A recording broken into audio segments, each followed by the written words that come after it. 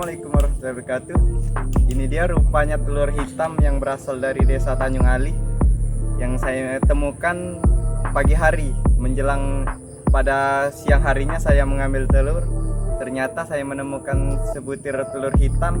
Ini bentuknya perbandingan dengan telur biasa sama saja. Ini contoh telurnya. Telur ini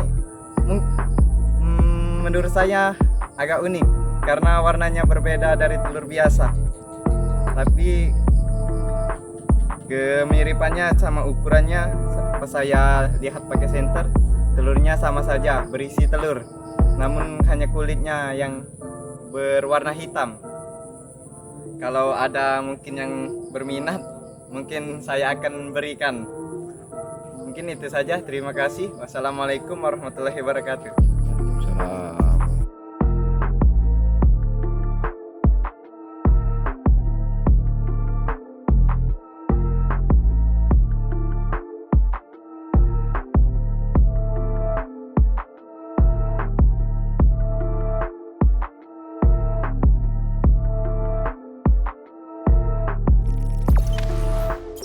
Jangan lupa subscribe, share, komen, dan like ya.